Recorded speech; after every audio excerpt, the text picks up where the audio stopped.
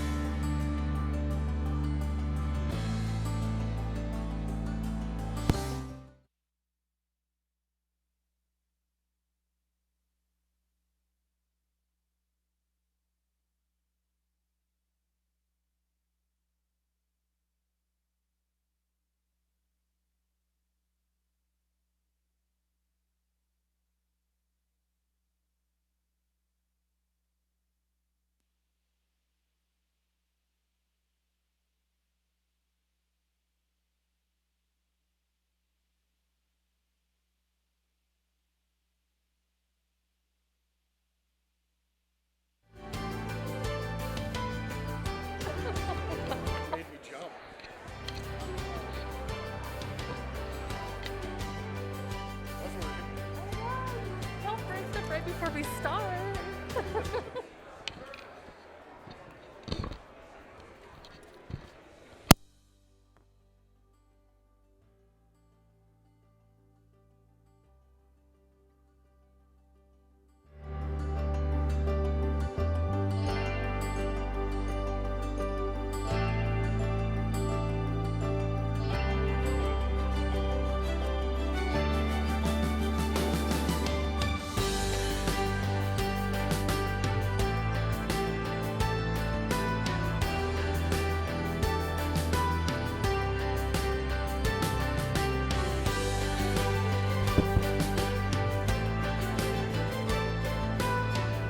Good afternoon and welcome everyone.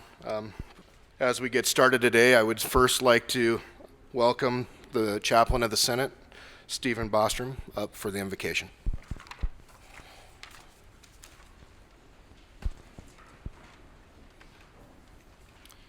If you pray, would you pray with me? God, in Ecclesiastes, you had Solomon tell us, it's better to go to the house of mourning than to the house of feasting, for this is the end of all mankind, and let the living lay this to heart. God, today you've prompted us to make room in our lives to come to this house of mourning. We may have come to honor and remember, and good enough, but perhaps you want us here to work in our hearts. What is it that you want us to lay to our hearts today? Perhaps you want to give us a greater sense of history. If we look only at the point where we are, we will see neither where we came from nor where we're going. Give us hearts that want to understand the connection of your providence and our history. And God, give us hearts to befriend all age groups, especially those who are nearing the end of life here, when weakness, failure, and even death sideline our aging friends. Give us hearts to honor them. God, help us elevate them to the rank that you've given them, person made in your image. And finally, God, in Ecclesiastes, you also had Solomon instruct our hearts. Eat and drink and find enjoyment in all your toil under the sun. The few days of your life God has given, for this is your lot. Even to whom God has given wealth and possessions and power to enjoy them, accept your lot and rejoice in your toil. This is the gift of God. For you will not much remember the days of your life, because God keeps you occupied with joy in your heart. God, would you occupy us with your joy? I humbly ask in your name. Amen.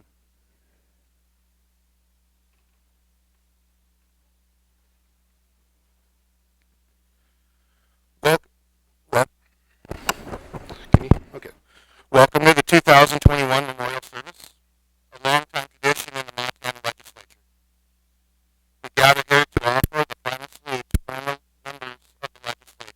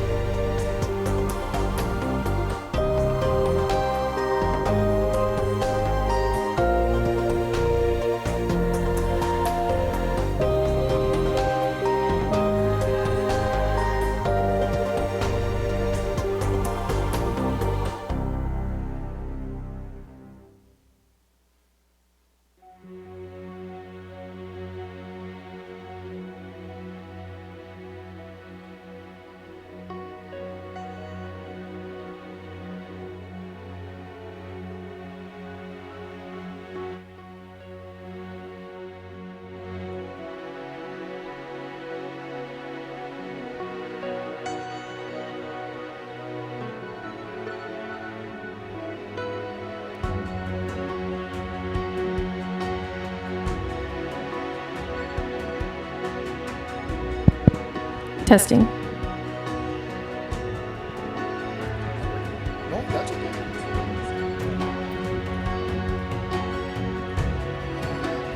Well, welcome everyone to the 2021 memorial service, a long-time tradition of the Montana Legislature. I think this was kind of, you think about all of us that have served in these chambers, maybe this is one of those that will be speaking of today's silent little joke to us, as a number of us have played pranks over the years and unplugged microphones and all that through members throughout. So once again, all of us that have sat here, we've all played jokes throughout the past on each other. So we gather here to offer a final salute to the former members of the legislature who have passed away since we last convened. This is the time when those of us who are currently serving in the Montana legislature can pay our respects to those that have gone before us. It is amazing when you consider the number of people who have served in the Montana House and Senate chambers during the past 120 years. They have addressed both very different problems, but also some of the very same issues we face this session. Each of us have known the challenges, joys, and frustrations inherent with the legislative process. We bring varied backgrounds, opinions, and philosophies, yet we all strive to guide public policy for the good of Montana citizens. So today we honor and remember those with whom we share so much. We extend to their families and loved ones who are here with us today our condolences and deep respect. With that, we will start to invite up legislators to honor those that we've lost this in the past year.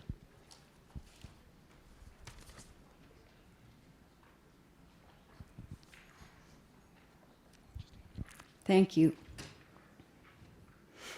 On May 8, 2020, over the noon hour, the best of one-time state senator Harry Berg left the planet. We who knew Harry knew it was coming, and yet in the ensuing hours I felt like Holden Caulfield in Catcher in the Rye, trying to feel some kind of goodbye. Harry did not succumb to COVID. His malady preceded the pandemic. But the pandemic restrictions on hospital visits made it impossible to see him firsthand through the decline, the final days, the final hours. Only his wife Linda could be there, and really only Linda should have been. One doesn't step in the middle of a love like that. So how do you feel some kind of goodbye when you didn't get to say it? By remembering. Harry Berg was a teacher who shaped the lives of an entire generation in the community of Great Falls. He shaped them through his own teaching and through his mentorship of and advocacy for generations of teachers around him. He was a legislator in the days when legislators really did listen to one another, really did respect differences, and in Harry's case, what's not to respect? He rose to defend the rights of workers, the value of public education, your civil liberties and mine, and the understanding that the outdoors is in all of us, an essential part of who we are. He was a bobcat whom you seldom see without some hint of blue and gold on. One of those bobcats who have trouble abiding a grizzly, even this one, especially on one particular day in November. But as with everything else, Harry could rise to the occasion. He grew up in the sprawling Big Sky country of Sweetgrass County, made his first deep friendships there, found his first and last and only true love there, and kept those relationships deep and strong a lifetime long. He loved and was loved by his wife and family, which extended to his siblings and some 25 children. There was nothing of him they could not ask, and nothing for them he would not do. He had a gift for friendship that was blind to socioeconomic status, IQ, race, religion, or sex. There was nothing he enjoyed more than a day on the golf course with friends, exchanging banter in the cart, but pretty serious outside it, always watching the swing, the arc, the lie of the ball, and always, always keeping score. That was his job, and he took it seriously. At the end of the day, and sometimes in the middle of it, a bit of Jameson's maybe, a lot of stories for sure, and of course lots and lots of laughter. He liked strong, smart, independent women, and he knew how to nurture those qualities in them. He was irascible but tender-hearted, loved to have fun, but was also deadly serious about stuff that matters. You didn't want to get in an argument with Harry Berg. You would not win. Mostly, Harry Berg was just a great guy. Here's how great. The Saturday he died, or before he died, after all those weeks of not being able to visit him, he gave my husband and me a call. With a circle of friends spanning this legislature, towns all across Montana, and several generations, Harry managed to call us from his hospital room. He and my husband chatted for a while, and then Dwayne gave the phone to me. As always, Harry wanted to get briefed on the issues, city government, the state parks, school stuff. As always, he gave me words of encouragement. As always, he made me feel like the smartest woman on earth. You take good care, Harry, Dwayne and I said at last, lamely. We're thinking of you. Then there was nothing left to say. That was sure nice of him to call, Dwayne said. It was so good just to hear his voice. Yeah, it was, I agreed. Such a nice surprise. It was only a week later, as I tried to come to terms with the news that he was gone, that I realized why he'd called. Harry always knew the score. He called so we could feel some kind of goodbye. William Wordsworth once observed that though nothing can bring back the hour of splendor in the grass or glory in the flower, we must grieve not, rather find strength in what was left behind. A stronger family, a stronger circle of friends, a stronger workforce, a stronger community and state and way of life, that's what one Montana named Harry Berg left behind. A teacher to his dying day, his first and last lesson was, you can do this too. And in spite of this era of rancor and discord, I still believe that. Love you, Harry. Always will.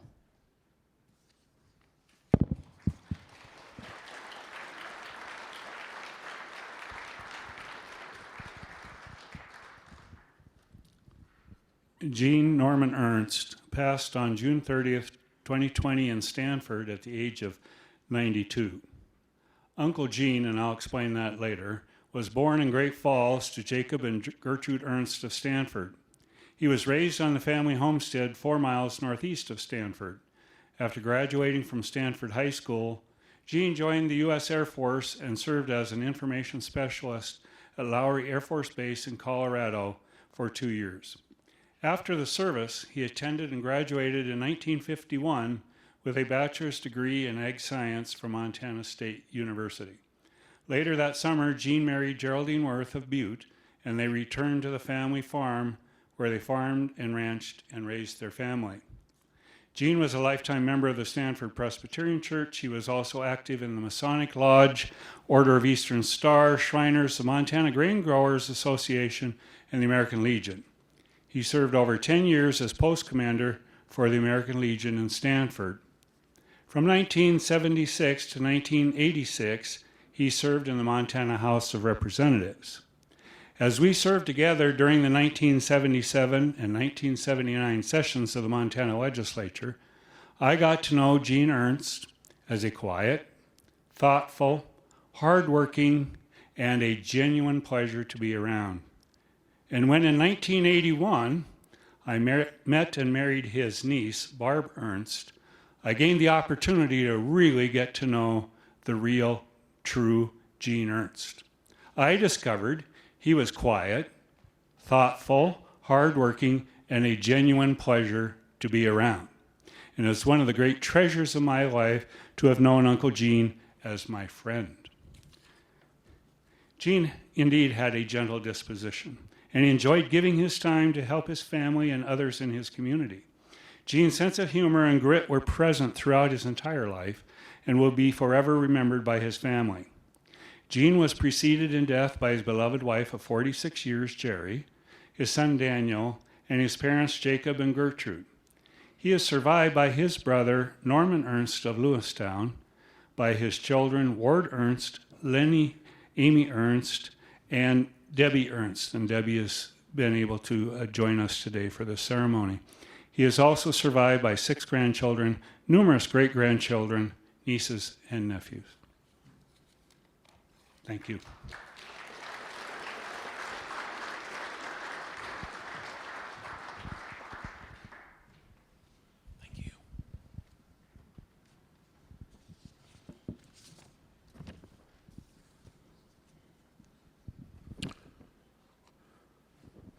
Representative Clayton Fiskus was born in Belfouche, South Dakota, July 11, 1936, to Vernon Ross Fiskus and Tima River Fiskus. He graduated from Newell High School, completed 1 year of college in Brookings, South Dakota, before joining the Navy and serving on the USS Forrestal, United States Sixth Fleet. Clayton was also a heavy equipment operator, lineman, and general foreman from 1962 to 1971. In 1962, he met and married the love of his life for 58 years, Lori Folletti. They had 2 children. In 1971, Clayton suffered an industrial accident when he was electrocuted, severely burned, and nearly died. He lost his left arm, left leg, and was catastrophically disabled. Clayton had a wonderful work ethic.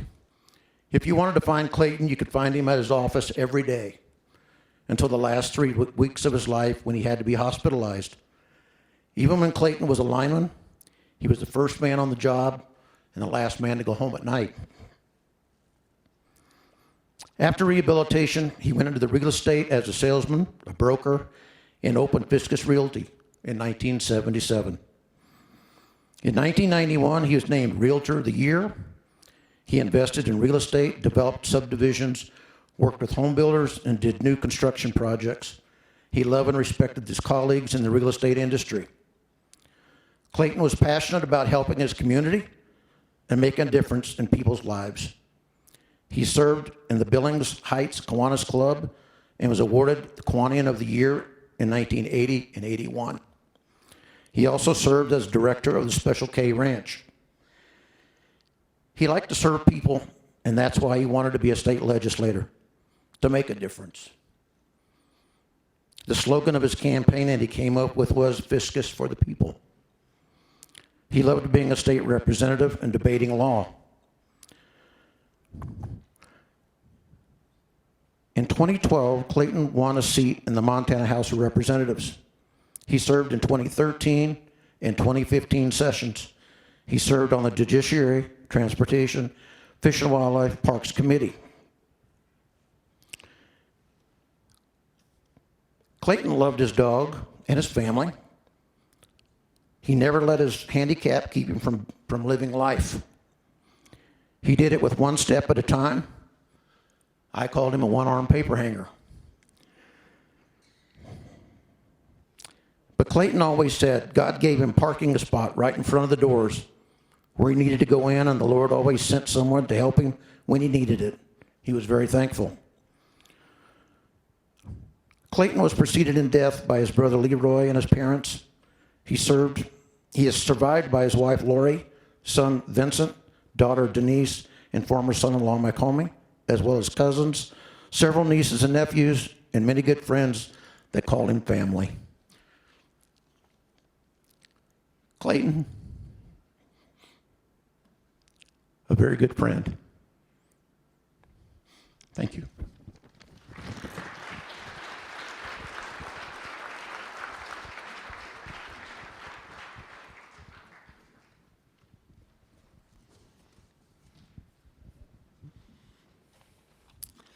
Kelly Francis Flynn sat right over by that pillar beside me, or within one seat of me, all 4 years. We started together in 2011. Kelly Flynn was born on October 4, 1954 in Townsend to Frank and Rose Flynn.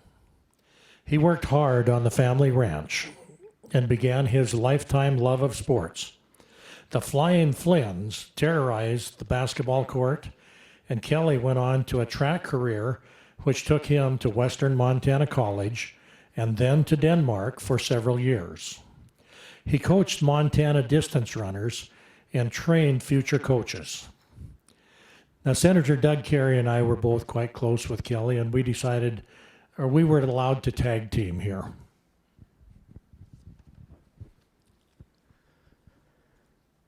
After Kelly's time in Denmark, he returned to the family ranch and the mountains that he loved. The family created what was called a paradise for hunters, summer vacationers. and the family called it the Hidden Hollow Hideaway. Kelly believed that he was just a temporary steward of the land, and he worked to create healthy forests, nurturing productive fields, and protecting the wildlife. He was a cowboy, an outdoorsman, and he guided guests and hunters around the mountains on his horse. Kelly shared his love of those mountains with them.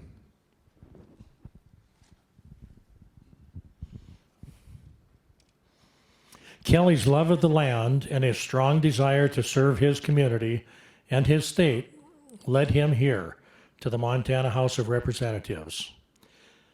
He served from the 2010 to 2018, much of the time in Tax Committee, Fish and Game Commission, or Fish and Game Committee. You know, he had quite a way with words. And what do we call him? He could ad-lib the doggondest noises, a train whistle, wolves howling, all sorts of things. And he had us broken up in laughter a lot of times. Our first year, he got up and I don't remember the rest of it, but he was talking about a three-legged cow. And I was sitting behind him, and whatever he did about the three-legged cow, he had us all laughing. And I happened to be presenting a bill on wolf management legislation right behind him. And when I got the microphone, I said, I don't know what happened to the other three legs on the cow, but I know the wolf got the fourth leg. And that brought a pretty good chuckle too. Much of our career, I focus on aquatic invasive species. Kelly put a lot of effort into invasive noxious weeds. And he continued that work even after he left the legislature, after he was struggling hard with a severe cancer. The cancer took hold of him right at the very end of our last session in the House of Representatives.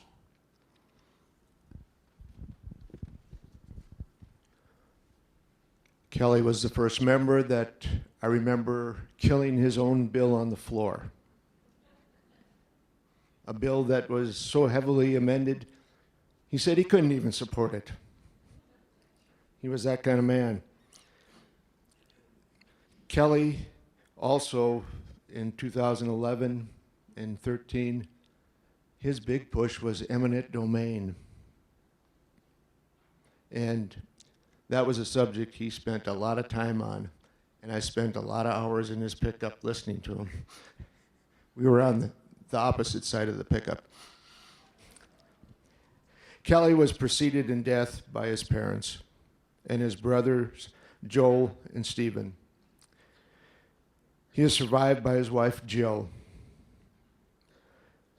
And Jill cannot be with us today as she was playing piano. She didn't get her notice until yesterday, and she was scheduled to play piano in Mass this morning. And they had a ranch meeting immediately following, so she sends her regards for not being here. His daughters, Shannon Lynn, is married now to, and her name is Shannon Lynn. Lynn Reynolds. Siobhan, the youngest sister, his twin brother, and his best friend, Kevin. Kevin is married to Nora. His brothers, Gary, married to Teresa, and Brian to Emily Lynn, and sisters, Lorraine, married to Dave Wilkie, and Teresa, married to Dan Arts. Also his sister-in-law, Peggy Flynn, and Sharon Flynn. Kelly's motto, and he really spread a lot after he contracted the cancer, was live for today, plan for tomorrow, and remember yesterday. So on behalf of Kelly, I'd like to tell you all, God willing, and even if the creek does rise, I'll see you all on the other side. Scott. And also for those of you that you would like, right at the end of the ceremony, we had a special session in 2017. And to close us out, Kelly already was struggling with his illness, and he said, "Sine die" for us. Very touching closing. And we're going to show the video of that after. We couldn't get it into the regular slideshow, so we'll show that at the end for those of you who would like to see it.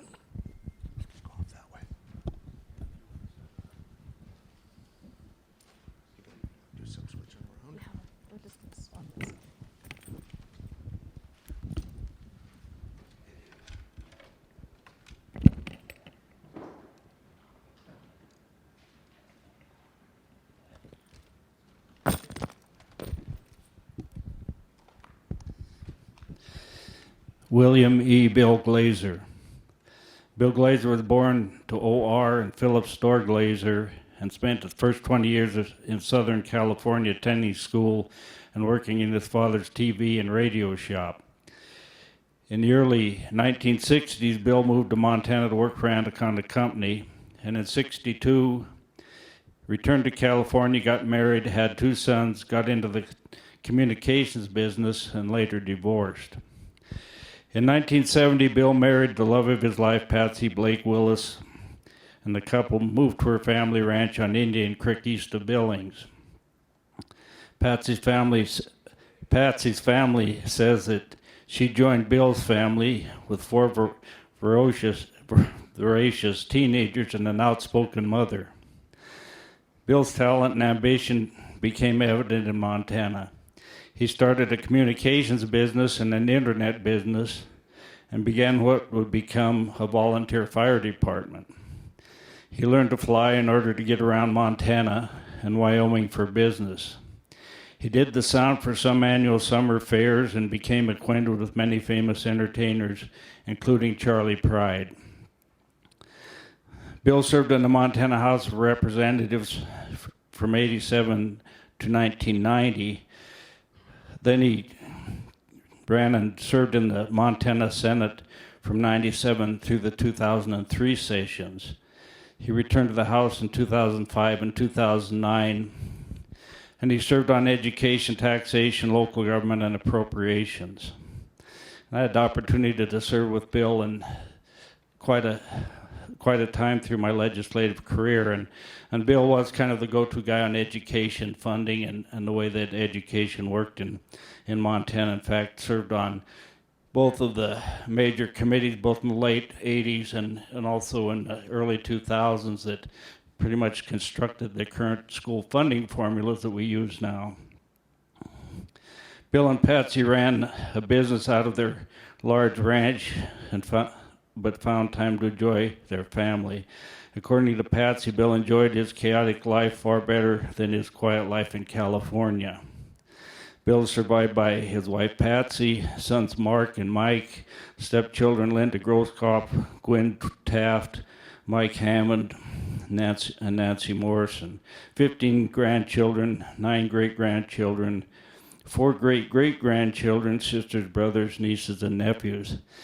And when you talk about Bill with anyone who served with him, the first thing they remember about Bill was he always had a bunch of paper in his pocket.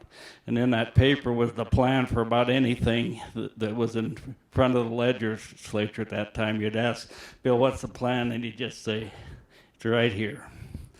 So, Bill, we appreciate knowing you and thank you for your service.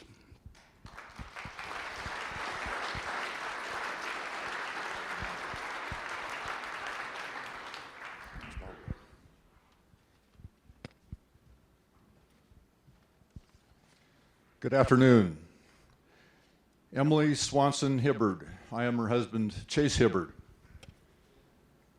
Thank you, first of all, to family and friends who are attending today to honor Emily. I'd like to draw particular attention to her daughter, Natalie, husband, Kevin, grandson, Tate, and daughters, Gianna and Georgia, sitting up in the top row up here from Bozeman. I'm going to go off script. I have Marilyn's permission. 30 years ago, I first met Emily in this chamber. She, a Democrat from Belgrade, and me, a Republican from Helena. Some would say that our friendship began over workers' compensation. Work comp was the issue of the day with a $500 million unfunded liability. Well, I had the unfair advantage of having served on several governor's advisory committees to work comp prior to becoming elected to the legislature, and I knew a little bit about the issue. We were talking at one of the freshman mixers that we all can remember fondly, and we were talking about workers' comp, and I knew some of the answers. At that point, I was the smartest guy in the room, something that, as you might guess, didn't last very long. Occasionally, we would discuss the issues.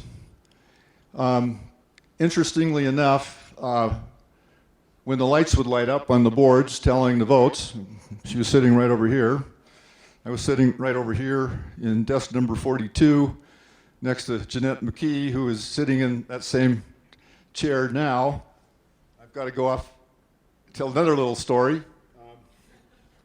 One day, a dozen roses showed up on Jeanette's desk, which she promptly looked at. Her face turned red as a beet. She immediately put them over on my desk. So my desk, my face turned red as a beet. Anyway, we would discuss the issues when it come to vote. You know, hers would be red, mine would be green. Mine would be red, hers would be green. We'd agree about 80% of the time, but the votes didn't turn out that way. We said, well, I guess that's just politics. That's just the way it goes. Little did we know at the time that we'd be married 12 years later. I guess Montana's version of James Carville and Mary Madeline. It was a wild ride from the beginning.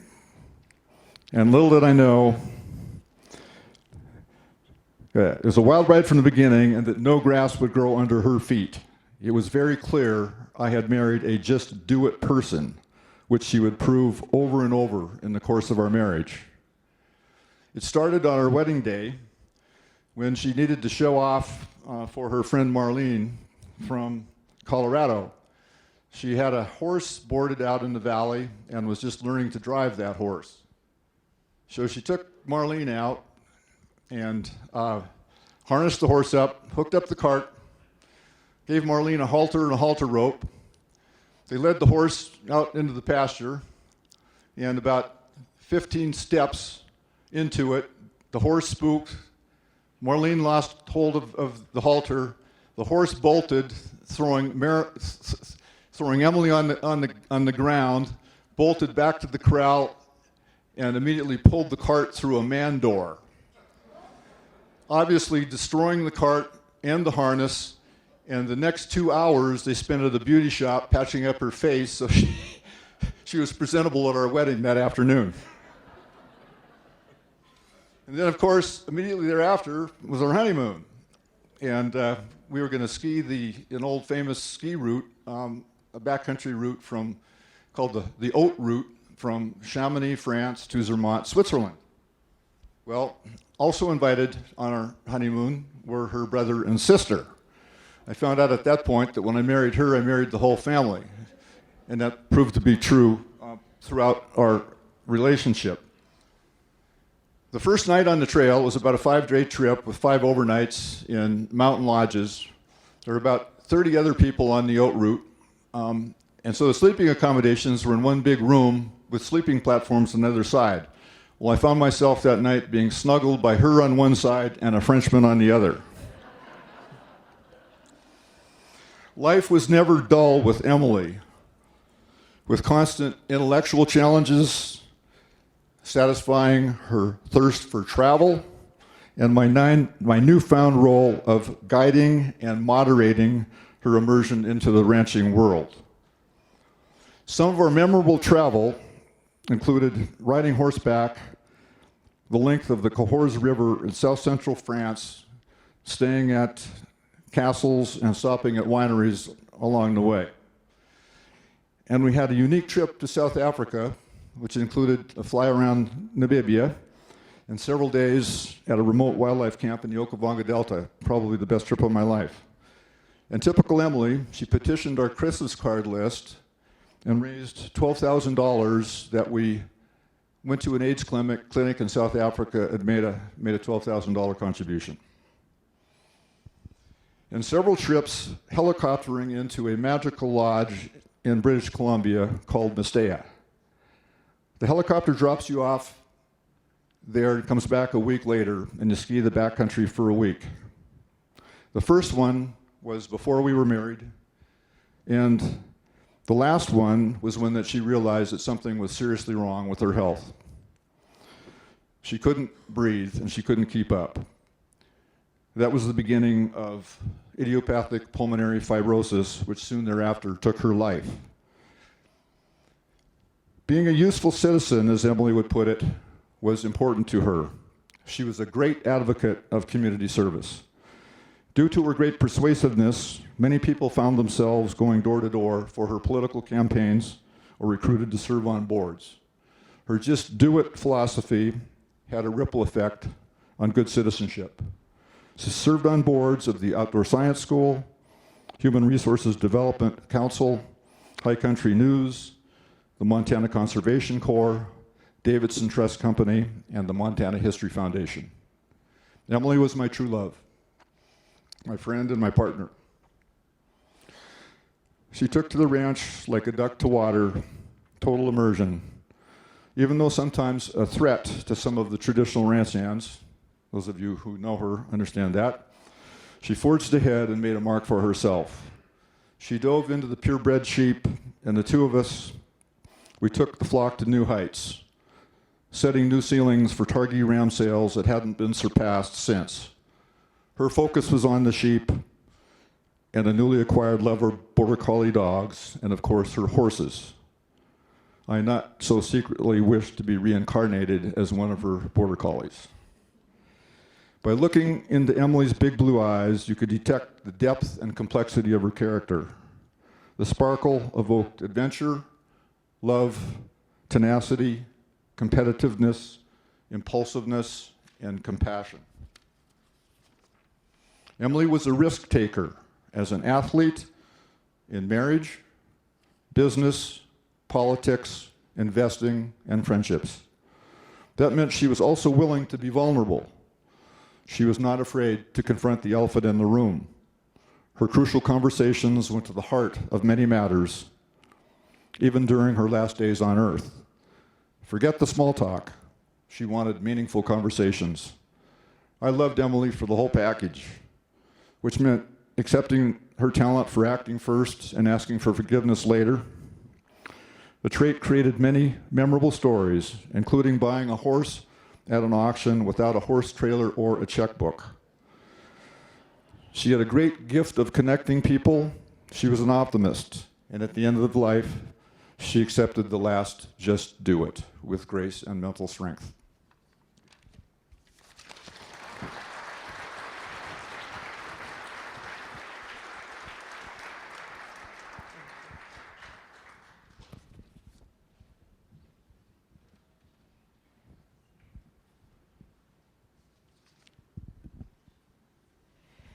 Senator Judy Helen Jacobson.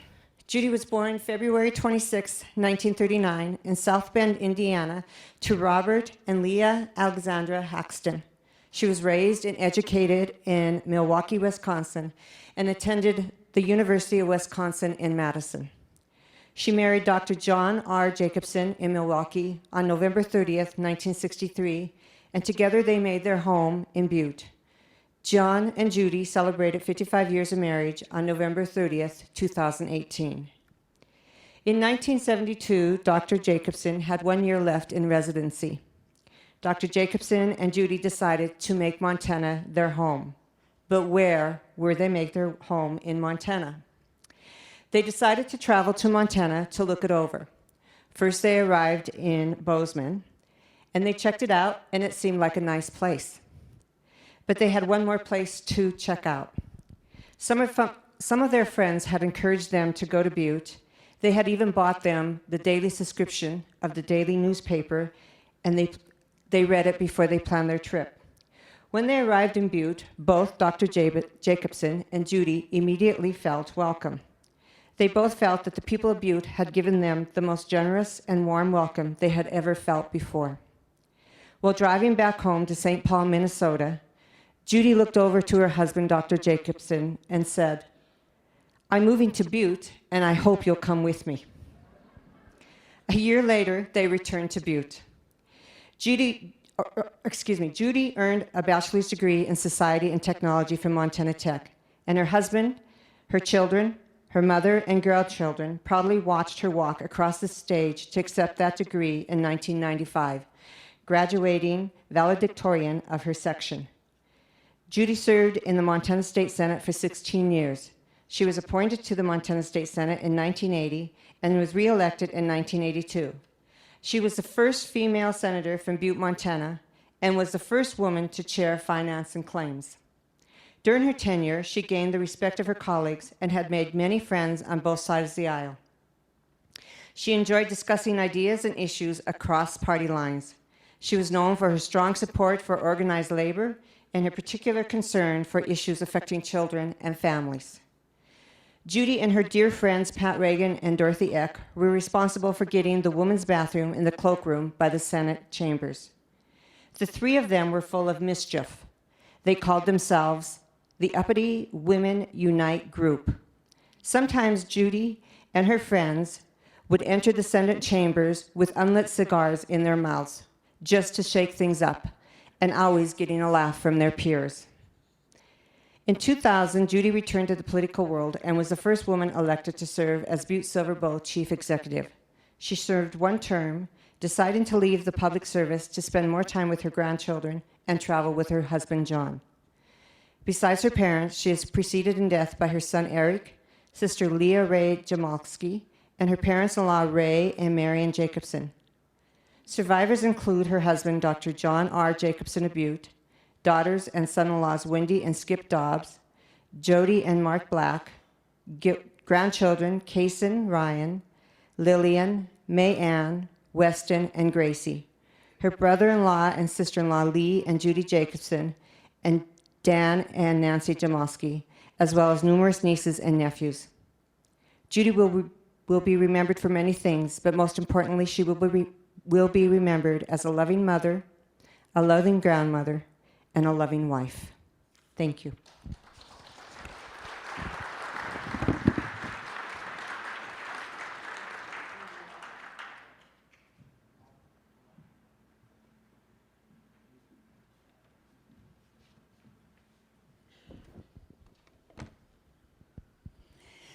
Whereas it is with deep and sincere sorrow that the members of the 67th Legislative Assembly of the State of Montana record the passing of Cleve Loney on August 22, 2020, in a kayak accident on the Missouri River. It is fitting and proper that the record and accomplishments of Cleve Loney be filed on official records of this assembly, and the following facts relative to his career are hereby noted. Cleve Loney was born November 5th, 1950, on a ranch outside of Highwood. And he was raised in the high, wide, and handsome hills between the Big Belts and Little Belt Mountains. His first love was rodeo, and it spanned over 29 years. He received a rodeo scholarship to Sheridan College, but transferred to Montana State University after winning his first regional championship. A member of the MSU 1972 Rodeo National Championship team, he competed in the national final rodeo in saddle bronc riding in 1973 and was the event's Rookie of the Year. He is a member of the MSU Athletics Hall of Fame and the Montana Pro Rodeo Hall of Fame. Cleve worked as a movie wrangler on 14 movies, including Return to Lonesome Dove. He owned and operated a ranch in the Arley area for 12 years, running a sizable herd of cattle and horses. And Cleve obtained his real estate license and worked on farms and ranch real estate for over 35 years. He also loved serving as a brand inspector, and he did this for several decades. Cleve was well known in north central Montana for his political activity and his activism on the part of child abuse and child abuse victims. At the time of his death, he was the current Cascade County Republican chairman and had the honor of serving as a delegate to the 2012 Republican National Convention. He drove in the presidential motorcades for the Great Falls visits of Presidents Bush and Trump. He served in the Montana House of Representatives in the 2011 session, and I might add, he was a proud inaugural supporter of the Tea Party and loved to be in parades. Cleve J. Loney is survived by his wife, Cindy Baker, and his son, Jeb, his daughter, Reagan, Melda, the mother of his children, stepdaughters, Rachel, Dittman, Ari Baker, Taraya Amadon, a granddaughter, step-grandchildren, his sister, Sharon Ruppel, and much-loved nieces and nephews, of which at least one nephew and niece are here today. We'll miss Cleve, his infectious and ever-present smile.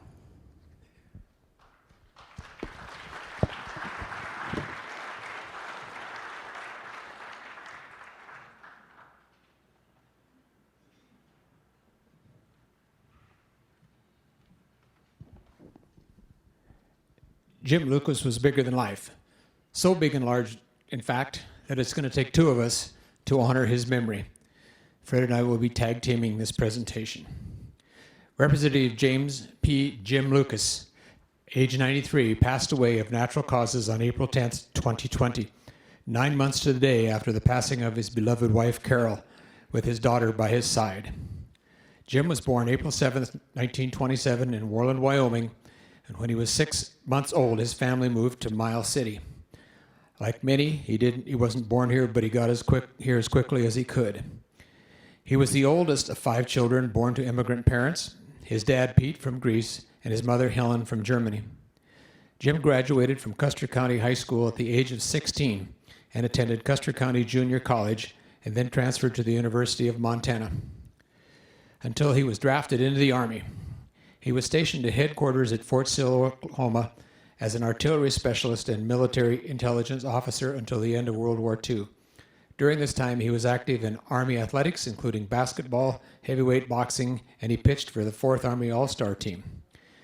After honorable discharge in the late 1946, he resumed college at the University of Montana, where he became a proud member of the Sigma Nu fraternity, was UM student business manager, competed at the national finals at West Point for the debate team, and played varsity basketball and baseball. Jim received his Bachelor of Arts in 1949, his Bachelor of Arts in Business Administration in 1952, and his Juris Doctorate in Law in 1951. Jim's first love was the game of basketball. He was active in American Legion as a pitcher for the state champion team in high school, and while attending the University of Montana, Jim spent 9 years playing semi-pro baseball, baseball with teams in the Northwest and the Canadian League. He eventually extended his offer to join. He was extended an offer to join the Brooklyn Dodgers. He reluctantly turned down the offer, choosing instead the stability of law.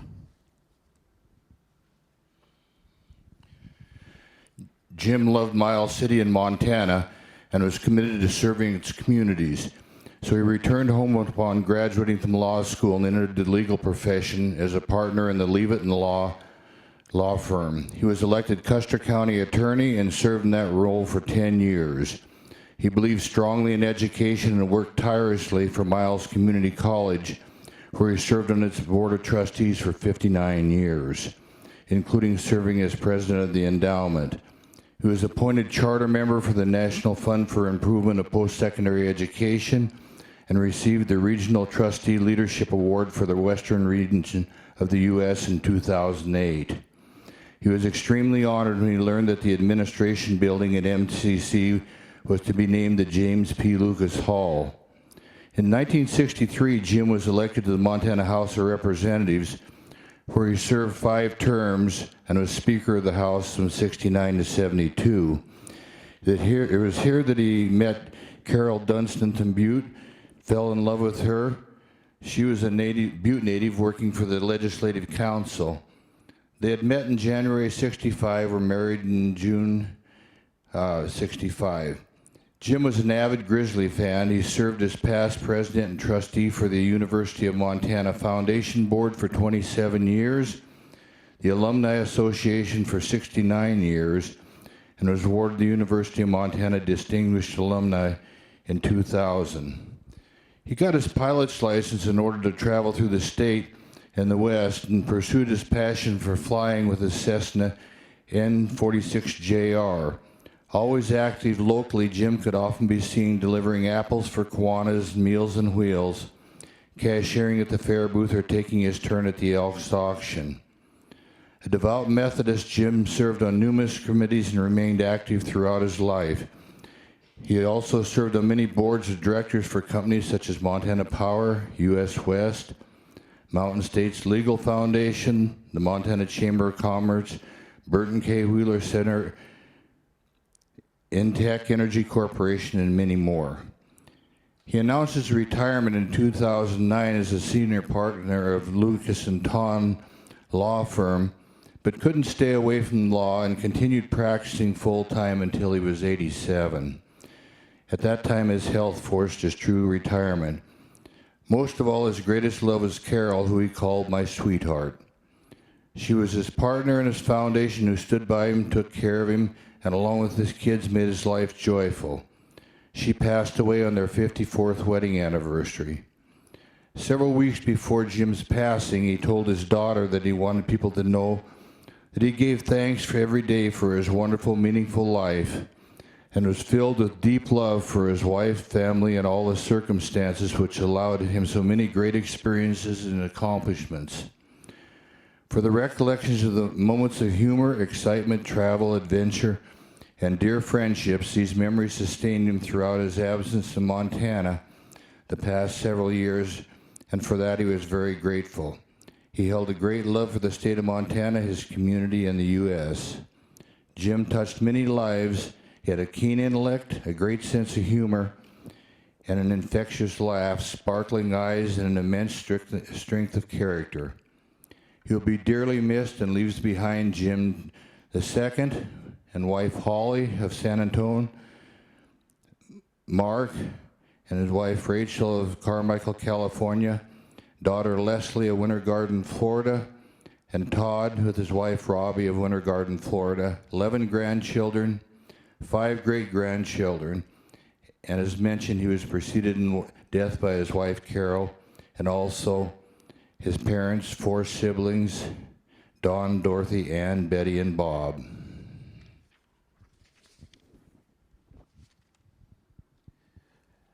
The obit doesn't really tell the story of the man we knew. We'd like to tell a couple of stories that demonstrate better the Jim Lucas, the man, and his sense of humor.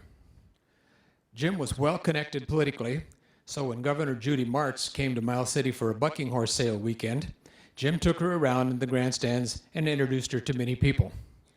When he came to where I was ushering for the Kiwanis Club, Jim introduced me to her this way. He said, Miles City has some movers and shakers, people that get things done. This isn't one of them. When the laughter died down, he really did introduce me to her. No one ever got the last word on Jim. When I was in college, going to Miles Community College, Jim belonged to Toastmasters. And I went to a meeting where Jim had been given the responsibility of doing an extemporaneous speech. Never at a loss for words, Jim stood up and gave an impassionate speech about how Miles City should corner the market on belly button lint removers. Needless to say, the leader of the group had a difficult time regaining his composure and the decorum of the meeting. Jim was a powerful mentor of mine and is responsible for my having been here for the 4 sessions I've served. He asked me and he planted a seed.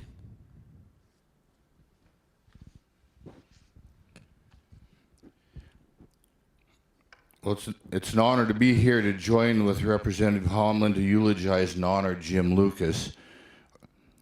It's important to share that Jim's daughter Leslie and his sons had planned to be here in person. However, travel restrictions and other challenges have prevented them from being here, but they're certainly here in spirit. And I suspect each of us here gathered today, as well as those joining us remotely, have met people or someone who's really changed the course of their life. And Jim Lucas is one of those people in my life. I remember moving to Miles City to accept my first teaching job in a community that was very new to us. Among the first people to reach out and welcome us were Jim and Carol Lucas, and I thought that was pretty incredible. Sitting a legislator, a well-recognized attorney, and a community leader reaching out to a first-year teacher that nobody knew. It didn't take long to realize that it wasn't unique to us. Jim was that way. Anybody that came to the community that he had the opportunity to reach out to, he did in a very humble and gracious manner. Over time, Jim and I became really good friends and were able to serve on a number of boards together, and we're two of the founding members of the Custer County Education Foundation. And over the years since it has occurred, it's accrued enough money that anybody who's graduating from Custer County District High School receives a scholarship should they wish to pursue their education. As mentioned, Jim was in the legislature from 62 to 74, was minority leader for the 65 session, majority leader for the 67 session, and then speaker for the 69 and 71 sessions. He'll always be remembered for his integrity, statesmanship, humility, and ability as an orator. Jim always placed the interests of the people of our state as a primary priority and is recognized for his ability to work across the aisle. I think one of the primary examples of that, at least from my perspective, was the community college legislation that was passed in the mid-60s. Prior to that time, the community colleges, and at that point there were two in the state, Dawson and Miles Community, it was Miles Custer County Junior College actually in those days, were adjuncts of the local high schools. They functioned under the directorship of the high school boards, had their classes in the high school facilities, and were really just what we really call dual credit today, if you would. But anyway, Jim had a vision for establishing high school or community colleges that were independent of high schools. At that time, his party was in the minority. It was actually the flip-flop of this year. There were 33 Republicans, 67 Democrats. And he realized that he wasn't going to get anything accomplished without reaching across the aisle. Jim, with the assistance of the Butte delegation, which had a tremendous amount of power, got the community college bills passed, and that allowed them to have their own boards of trustees, funding, and facilities. One of the other quick memories, and I got this morning from current budget director Kurt Alme, and Jim was the graduation speaker when Kurt graduated from Custer County High School. And Jim always said, never compromise your ethics. And to emphasize that, he told the story that I think we're all familiar with, kind of the frog story about a frog doesn't realize that you're cooking him if you put him in cool water and then slowly turn the heat up, and by the time he realizes he's being boiled, it's way too late. And that was his way of emphasizing that you don't compromise your ethics. He was a role model and a mentor for me, and as Ken said, I wouldn't be here serving in the people's house without his guidance and support, and I believe he'll never be forgotten with those who knew him. Rest in peace, my friend.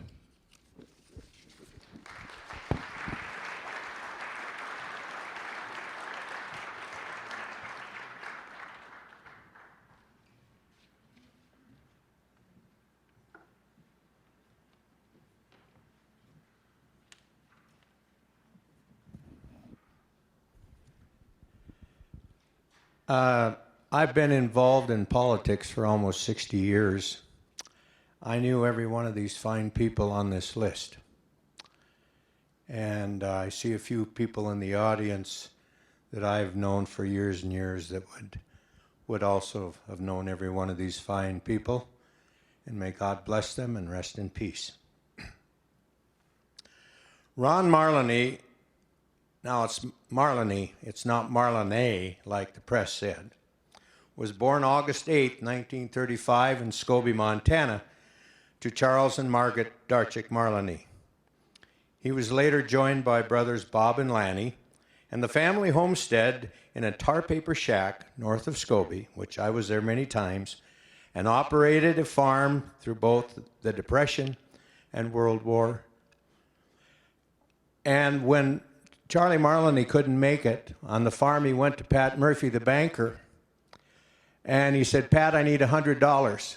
I need $100 to go to Kalispell where I think I can make a living as a carpenter. Pat Murphy, the banker who owned the bank, turned him down. He said, Charlie, if you'll stay here, I'll give you the $100. And they stayed there and prospered there. Ron married Carmen Willard, and together they had 5 children, David, Mike, Sheila, Casey, and Allison. In 1978, he married Cindy Tiemann, who became his wife, political partner, and best hunting and fishing buddy.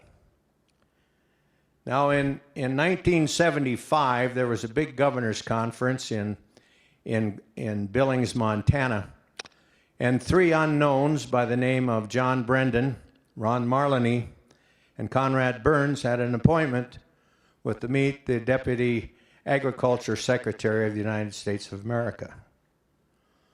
Well, as history will show, you know who got the gold mine and who got the shaft. So anyway, we had worked on many campaigns together before.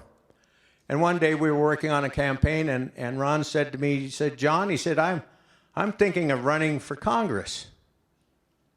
Well, I said, fancy that. I said, you know, I am too. Well, we flipped a coin, and I won. But in 1976, he ran, and Ron had never run for any office before. And all of a sudden, I remember the headlines, it was Ron Who. And Ron was elected to the U.S. House of Representatives in what was a rare Republican win in a disastrous election for the Republicans on the heel of Watergate. When Ron got elected to the U.S. Congress, there was only one other statewide office holder that was a Republican, and that was Auditor Sonny Omholt, a longtime Republican auditor. He served 8 terms in the U.S. House and is still Montana's longest-serving Republican congressman. Now, right in there sometime, Ron and I had a discussion about a fellow that had applied to go to work for Ron. And darned if we didn't hire him. We paid him too much money, and that fellow was Dennis Rehberg. While in Congress, Ron served on the Agricultural and Natural Resources Committee and was known as a fierce fighter for the common man against the bureaucracy. He enjoyed working with President Reagan and referred to him as the greatest politician and leader he had ever met. And they remained friends for many years. Ron was known best publicly for his political life. But I tell you what, knowing Ron and the family, I grew up there. If I wasn't at the Brendan farm, I was at the Marleny Ranch. I went to school with his younger brothers. He was widely known as a great father. And Ron is preceded in death by his parents, and a lot of tragedy here. His parents, Charlie and Margaret, died at an early age. His brother Bob is my age and died at 40 years old when he was mayor of Plentywood, Montana, and Lanny a few years later. His son David was a baby when he died, and Mike was a senior in high school when he dove off the Black Bridge out of Scobie into the Poplar River and became a quadriplegic. And he had a great grandson, Jacob, who had some severe impediment and who Ron dearly loved and took him all over the country fishing. He is survived by his wife, Cindy of Bozeman, his children, Sheila, Dennis Wolf, Casey, married to Pam, and Allison, married to Pete Helen. 9 grandchildren, 3 great-grandchildren, and his 2 nieces and nephews. Rest in peace, my friend.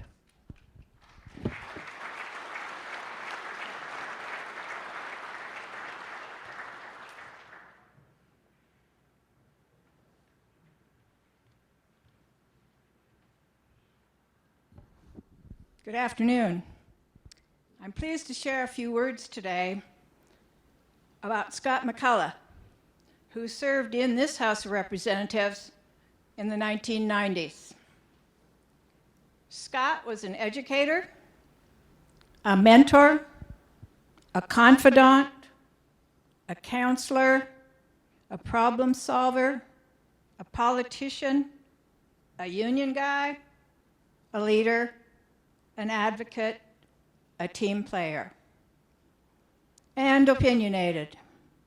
Opinionated, yes, but neither divisive nor extreme. Scott left us and his wife, Melanie Shikani McCullough, and his son, Ben, at the age of 61.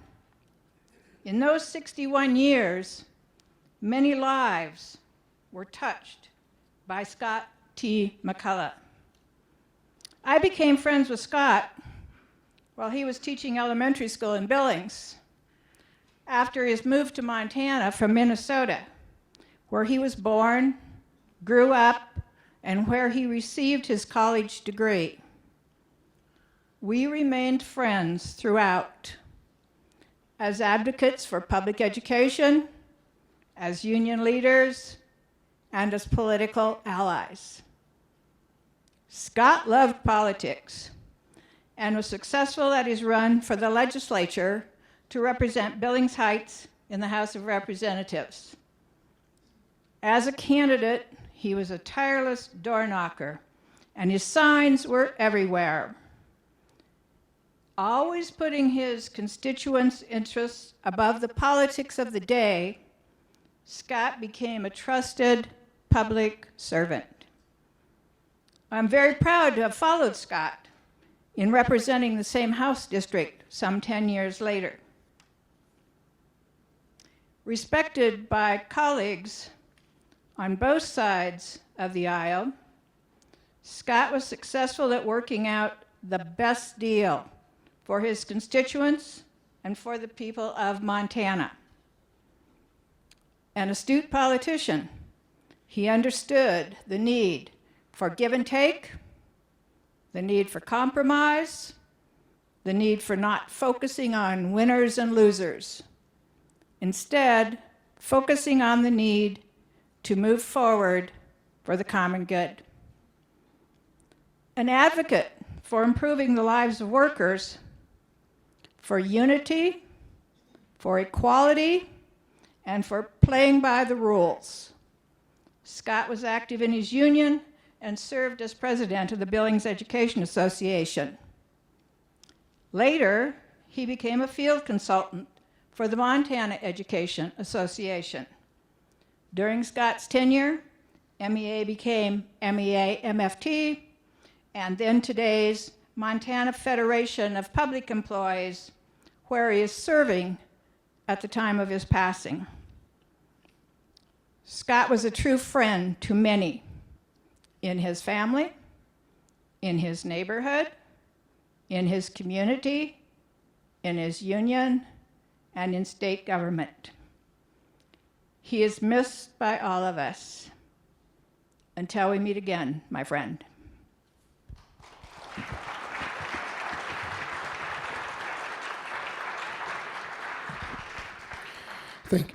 Thank you. We'll take about a 10-minute intermission before we start section 2 of the tributes.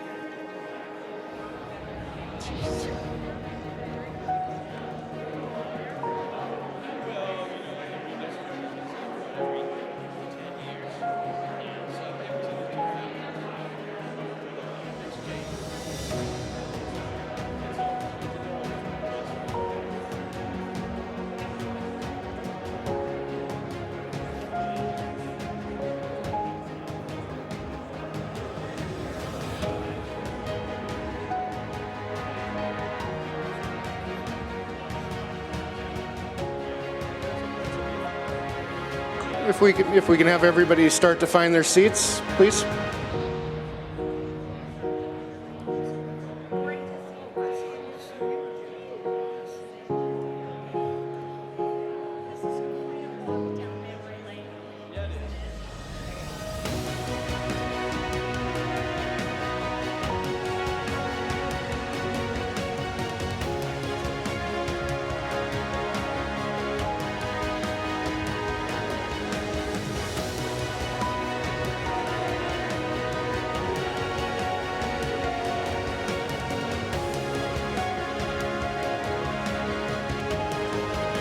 Could everyone please find their seats, and we'll start again.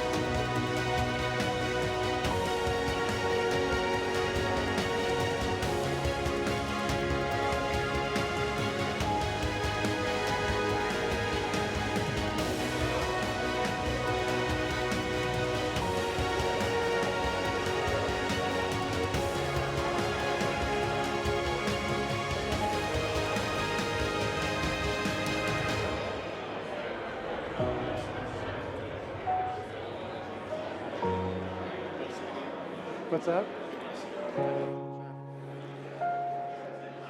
Would the House please come to order, please? Could everyone find a seat, please?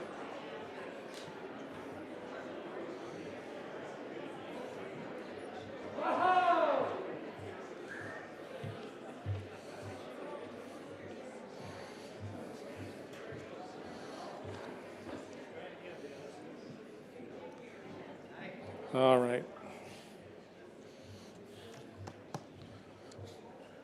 Thank you, everyone. As you can see up here, there should have been a senator and a representative up here, and I am neither of them, neither Senator Osmondson or Representative Bartell. I'm Representative Dennis Lenz out of Billings. I guess they needed somebody a little more dependable.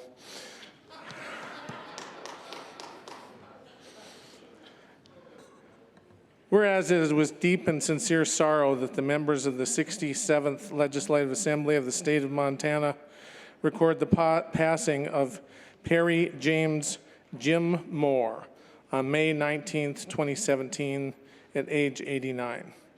It is fitting and proper that the record and accomplishments of Jim Moore be filed on the official records of this assembly, and the following facts relative to his career are hereby noted. Jim Moore was born on December 21st, 1927 in Lewistown. After graduating from Harlowton High School in 1945 at age 17, he enlisted in the Navy and spent 7 months on an aircraft carrier traveling the Pacific Ocean. After discharge in 1946, Jim enrolled in Montana State studying agriculture economics. He was a member of the original college rodeo team and rode bulls, saddlebrocks, and bareback horses. Jim met and married Catherine Nash, a beautiful college equestrian, and they were married for 63 years.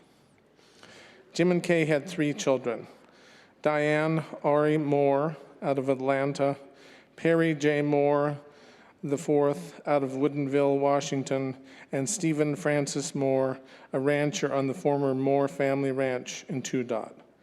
Jim's children, like their father, were educated at the Two Dot grade school, Harleton High School, and Montana State University. Jim eventually managed the ranch south of 2 raising Hereford cattle. During the winter months, Jim took a correspondence course in law and passed the Montana bar the same week he was elected to the Montana Senate. He served 3 sessions in the Senate, 1969, 1971, and 1973, and was the Republican minority leader for his last 2 terms. After retiring from his law practice in Bozeman, he received the Jameson Award from the Montana State Bar as an attorney who exemplified the highest values of the legal profession. And he also wrote a volume of short stories and 5 novels. This is one area where I connected with Jim Moore, is in his novels, a couple of which were situated around where his ranch is in 2 and one of which is a murder mystery that is situated here in the Montana State Capitol. Jim is survived by his wife, Catherine, his children, Diane, Perry, and Stephen, daughters-in-law, Sue Moore and Kathy Moore, and Ari's significant other, Peter West.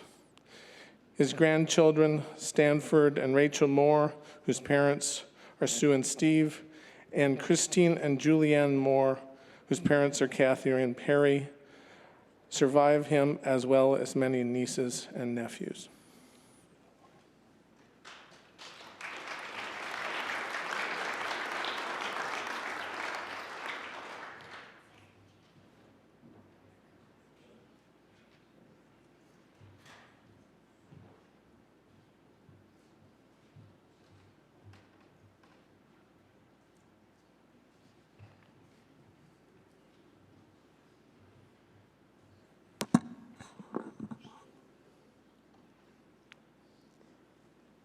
Well, this is my first time up here.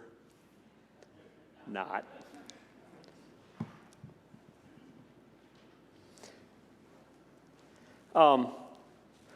Just want to point out I'm not going to do my dad's memorial just because, like J.D. Lynch, I'm kind of a crier. So I can't do this. But I wanted to do Dale Mortenson's, because Dale meant a lot to me. And Dale was an employee of mine, as there have been others that have been in the House and the Senate and such. And it always means a lot to me. However, it's pretty difficult to have to do an obituary or a memorial or whatever. So Dale Mortenson, and it is, of course, with a deep and sincere sorrow that the members of this 67th legislature has to recognize the passing of someone who served most recently. Dale was born in Helena on October 14th, 1966. He graduated from Montana State University with a bachelor's degree in social and criminal justice. He always wanted to be a cop. Probably why he wanted to work for me, because there was a tendency to have somebody with law enforcement surrounding me from time to time. But Dale successfully ran for the seat in the Montana House of Representatives in 2014, representing the Billings Heights. Dale was in a kind of a unique position because I had a roving office, and so what I did was I put him out in a van and said, "You're going to travel eastern Montana, you're going to represent me to the best of your ability, and, tell me complaints, give me good news, bad news," mostly bad news. But Dale got it. He understood it. But it's not the best job because, mostly what you're hearing is bad stuff. And so, he had his demons, He heard things that probably, wasn't all that cool. But law enforcement in the eastern part of the state had a long misrepresentation, as there are other areas of rural Montana that sometimes don't get the same recognition as possible. But in 2015, Dale decided to carry a bill after he ran successfully. Did he say, should I run for office? I will always say, run for office. Maybe not in Bob Clark's case. And there are others that I can look at. Kelly Addy, I wish hadn't run for office. Jerry Driscoll. I can go down the list of people that maybe. Anyhow, Dale said, should I run for office? In 2015, he carried legislation to try and bring law enforcement out into eastern Montana. And so it's unusual. It's not easy to carry legislation on the House floor or the Senate, but he did. He carried legislation, and as a three-term legislator, he was successful in passing legislation to bring some law enforcement into eastern Montana, and that's a big deal. Maybe not Dubuque, Great Falls, Kalispell, Helena, Butte, Bozeman, but it's a pretty big deal for those in the rural areas. And so Dale Mortensen is one of those that I just want to say that he had a tough life. Things didn't always work out the way that he wanted them to. But as I look out in the audience, I think to myself, each and every one of you are families and legislators, are part of a group that, may not have always worked out exactly the way we think it should have, but ultimately, Montana is a better state because of it. And so while I want to honor Dale, and I look at the list of people on the group that we're honoring today, I knew 29 out of 30, or 28 out of 29, I don't know. I knew one that I didn't recognize the name. But I look out and say to my friends, Ken and Jerry, I'm sorry, I pick on you all the time. John, Jim. I look out at the group and just say, thank you. Thanks for giving me the opportunity to serve with you. Thank you for giving me the opportunity to honor those today that are no longer with us. My dad is on the list. You don't know him. You don't remember him.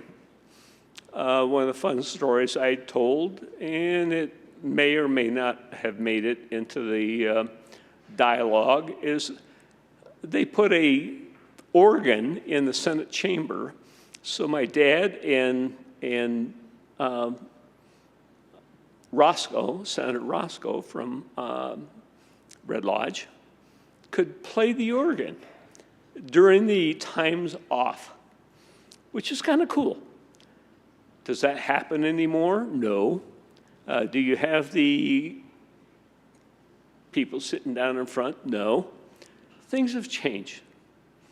But it means a lot to me to stand up here at 65 years old and kind of reminisce a bit about all of the memories that you have and you can carry forward and you can pass to your children, your grandchildren, and your great-grandchildren. So thanks for giving me this opportunity. I'm sorry Dale's not here. Frankly, I'm sorry that Emily's not here, and all the other people on the list that are not here. Jerry, I'm sorry you're here. But, short of that, thank you all. It means a lot to me. And I just wanted to say, Dale Mortensen meant a lot to me. Brought him along, ran for office. Maybe some of you guys can do the same thing. Think of somebody that wants to be. I don't know if it costs $15 a day, $15 to file anymore. That's what it was when I filed. And when people used to bitch to me and say, you don't do exactly what I want you to do, I said, here's $15. Shut up. File for office, go up and see how it is to sit on the House floor, and then you can whine and complain to me. But you guys are the greatest.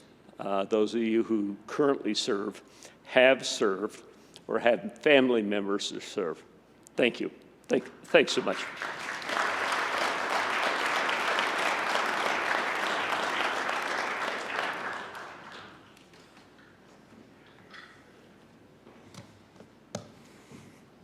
Nobody ever told me I had to follow Denny Reberg to the microphone. But anyway, I think Denny served with Mary Lou Peterson. And that is a good friend of mine. Mary Lou Peterson was born at Okanagan, Washington, May 5th, 1931, to George and Minnie Meyerhoff. She was raised and educated there. Went on to receive her bachelor's degree in education, Eastern Washington University at Cheney, and her master's degree from Eastern Montana College at Billings. Mary Lou and her husband Dave came first to Worland, Montana. And you can't get to Worland, Montana anymore unless you're a scuba diver and you want to go down pretty deep in Lake Koocanusa. But Dave and Mary Lou later moved into Eureka in 1964, where she and David taught. She taught in the grade school, and Dave later served as principal. Mary Lou taught until her retirement in 1983. She was elected to the Montana House of Representatives from Montana House District 1, clear up in the northwest corner, in 1985. She served until 1993. She served on Highways, Natural Resources, Fish and Game, House Appropriations Committees during her tenure. Now, I think it's an interesting part of the story is that when Mary Lou and David, her husband, they thought one of them should run for the legislature, but they couldn't decide which one, so they flipped a coin. And I don't know if Mary Lou won or if Mary Lou lost, but she's the one that served. Now, not only that, but they weren't sure which party they wanted to be serving for. And they flipped a coin. They were very interested in public affairs. They spoke out, they took part, and they flipped a coin. And it came down Republican, and I'm glad it did. I think I came to know Mary Lou very well, and she certainly did have Republican values. Mary Lou married Dave in June 15, 1952. I remember when they had their 50th anniversary. She was always active part of many community affairs. They moved their retirement home on Glen Lake in the 1990s. She had been involved as a member of St. Michael and All Angels Episcopal Church. And I might add that when Joanne and I moved back to Eureka, our hometown, more than 2 decades ago, Dave and Mary Lou were our church mentors and put us through the church membership training. She was also a member of the Republican Party, numerous other organizations in Tobacco Valley. Her husband preceded her in death in 2017. Surviving are her sons Eric and Carl, and twins Leonard and Mark, her sister Minna Jane Myers, 7 grandchildren, 6 great-grandchild. Now, when I decided to run for office, I went to talk to Mary Lou. And when I lived in Libby, I remember her coming knocking on my door. I lived in her district. I'm back in Eureka now, member of the church. So she gave me some advice. We were sitting there in the pews of that little St. Michael's Episcopal Church in Eureka after service one day, and she said, number one, speak ill of no person. They have kin, and they all vote. It's good advice. And the next one was, don't be thin-skinned. Someday you're going to vote yes on a bill, and some people are going to like it. But someone won't like it, and they're going to tell you so. And that's how it is. That's also good advice, and then she would chuckle. And she was a great person.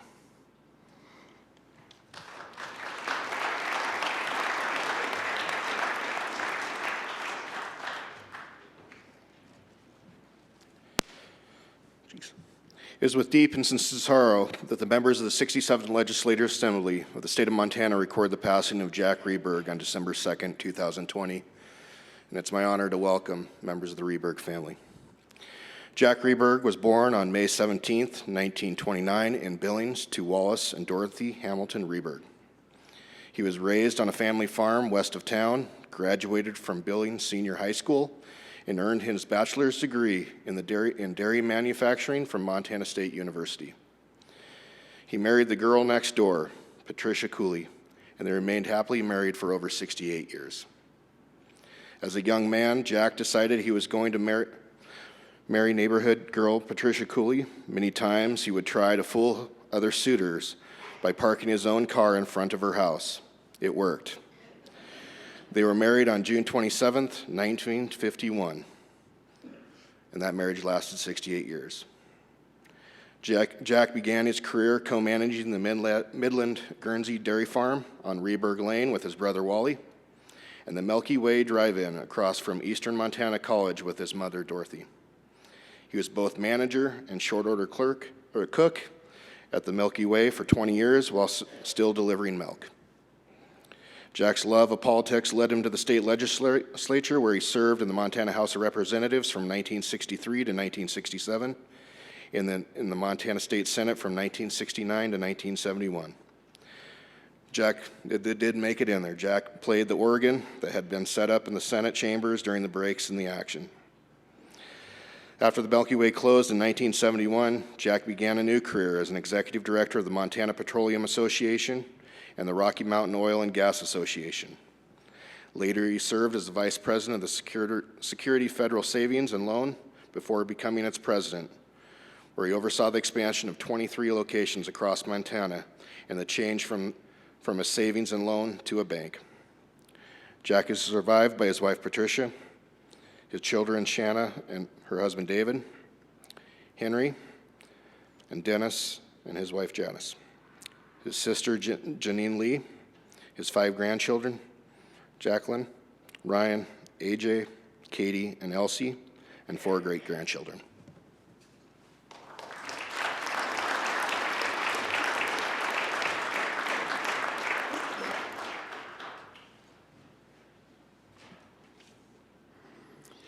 James Gene Shockley of Victor, Montana, died peacefully at home on September 14th, 2020. Jim is survived by his spouse, Marilee Shockley, and his brothers Mike with wife Sherry, brother Steve with wife Nancy, as well as many nieces, nephews, cousins, friends, and other relatives. Born into a traveling family in 1944, his growing up years were in Texas, California, and Virginia, before settling in Montana to be near his grandparents in the Darby area. Jim attended the University of Montana for 1 year, then enlisted in the U.S. Marine Corps in 1963, stationed in Okinawa, the Philippines, and Vietnam, where he was severely injured in an ambush and was rescued from the attack site by his friend Sergeant Murray.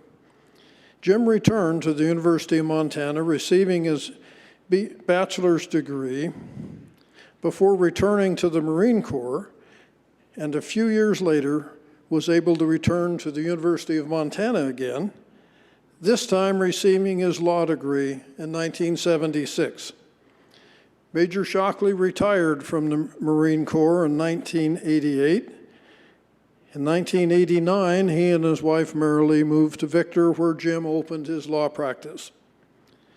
In 1999, Jim became a Montana state legislator, serving 6 years in the House, 8 years in the Senate. Jim's independent nature showed in his voting record, where he often voted the right thing to do as his conscience dictated. Jim was very proud of his legislative service and to the state of Montana.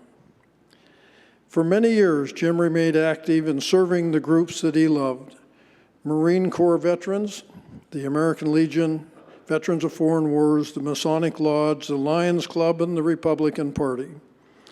He was also an active outdoorsman, loving to duck hunt with his dog Chesty, as well as packing into the backcountry with his beloved mules, IRS, Patty, and Guido. The mules were the source of a love-hate relationship and never-ending stories of mishaps, misdeeds, and escapes. Jim cherished his time in the Montana wilderness and loved sitting with the group, spinning his stories of adventures. We honor you this day. Rest in peace, Senator Shockley.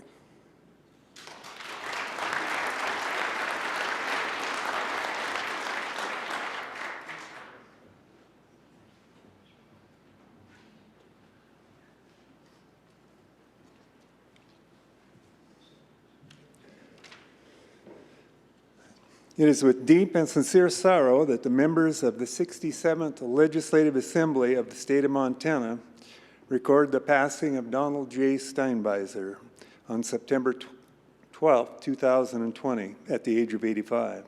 It is fitting and proper that the records and accomplishments of Donald J. Steinbeiser be filed on the official records of this assembly, and the following facts relative to his career are hereby noted. Don was born on April 15, 1935 in Sydney to Joseph and Mary Schuhart Steinbeiser.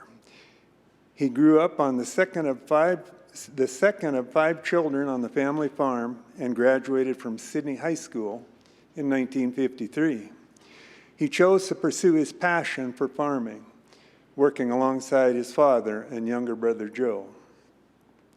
Don and Leona Gierke were married on August 29, 1959, made their home on the family farm and started a family that would include 5 children: James, Don Jr., Craig, Janet, and Tricia. Don served in the U.S. Army Reserves from 1957 to 1962. Don served in the Montana House of Representatives from 2000 to 2005, and in the Montana State Senate from 2005 to 2012. He was proud of his time spent in the legislature and was highly respected on both sides of the aisle for his calm demeanor on contentious issues and his ability to listen to all sides. It was at the legislature that Don found love again after Leona's passing. Amelia, Leah Perrone, brought Don a cup of coffee, and that coffee turned into a beautiful marriage. They would have celebrated their 13th wedding anniversary on December 1st, 2020. Don was a proud second-generation Montana farmer rancher. He often traveled to Washington, D.C. and overseas to lobby on farm bills and trade agreements. On 9/11, Don was in Washington, D.C. at the U.S. Capitol building. Don was preceded in death by his parents, his brother Leo, his twin sister Doris Tweet, his wife Leona, and his nephew Keith. He is survived by his wife Leah, his sons, Jim, spouse Mayanne, Don Jr., spouse Delray, and Craig, daughters Janet, spouse Jim Krivick, and Tricia, spouse John Zawada. 9 grandchildren: Jennifer, spouse Luke C., Michael, spouse Jessica Steinbeiser, Ryan, Lauren and Jonathan Kribick. Sarah Zawada, Corbin, Liam, and Claire Steinbeiser, 5 great-grandchildren, his brother Joseph, spouse Marianne Steinbeiser Jr., his stepchildren, Annalisa Perron, spouse Ray Urban, and Ricardo, spouse Britt Perron, his sister Mary Schweed, and numerous nieces and nephews. Thank you.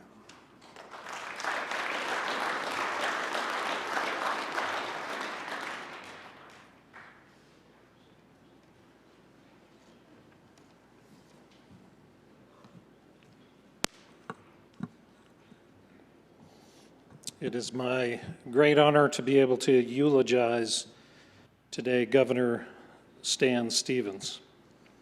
It is with deep and sincere sorrow that the members of the 67th Legislative Assembly of the State of Montana record the passing of Governor Stan Stevens on April 3rd, 2021 in Kalispell at the age of 91. Stan Stevens was born September 16th, 1929 in Calgary, Alberta, Canada, to Margaret and Joseph Stevens, immigrants from Scotland and England. He grew up in a loving and musically gifted family, learning from his father to master the trumpet at an early age.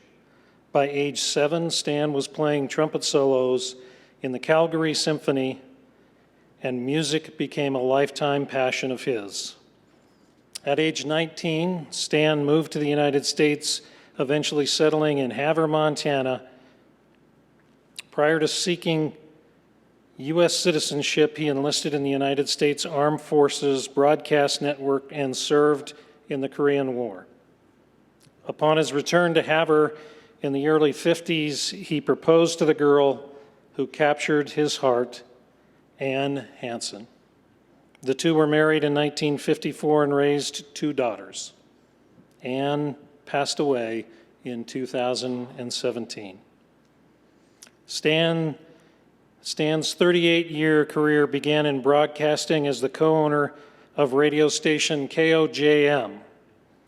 He later expanded into community television and introduced cable television to Havre in the 1960s, followed by an expansion to Glasgow and to Sydney.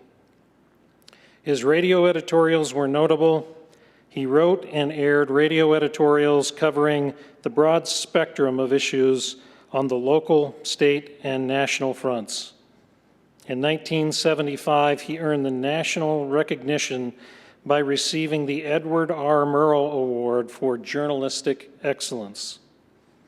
He served as a Republican state senator from Havre for 16 years, serving in several leadership positions along the way. In 1986, the National Republican Legislators Association recognized him as one of the country's 10 most outstanding state lawmakers in the country. Stan then ran for governor and was sworn in as Montana's 20th governor on January 2nd, 1989. In 1993, Stan and Ann retired and settled in the Kalispell area. There, they pursued another lifelong passion, the game of golf. Stan was proud to participate in the annual Governor's Cup golf tournament that began during his years as governor and that continues today. He is survived by his 2 daughters, Lanny Lloyd Gillen and Carol Donaldson, all from Kalispell, and 1 brother, Gerald, with Mary Ann Jane Stevens of Calgary, Alberta. He is also survived by 5 grandchildren, 8 great-grandchildren, and 1 apparently exceptional grand-dog.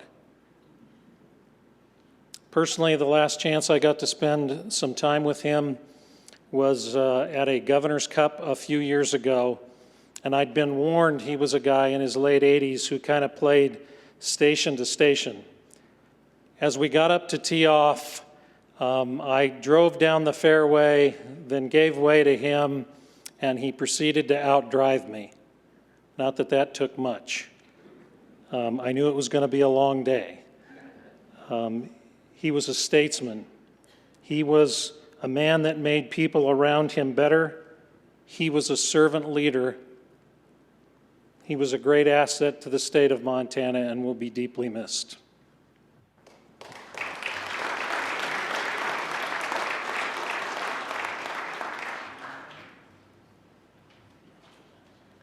Good afternoon. I am not Diane Sands, but I do want to be Diane Sands when I grow up. I'm former Representative Sheila Rice, here to talk today about Bill Strizich. I want to thank the organizers of this wonderful memorial, both the members of the committee as well as the staff. Thank you very much for all you've done. To all of the current sitting legislators and all the past legislators, thank you so much for running. Thank you for serving. I want to welcome to the House Bill's sister Leona and her husband Greg, his son Steve, Steve's wife Nikki, and Bill's only grandson, Bill's grandson Ethan.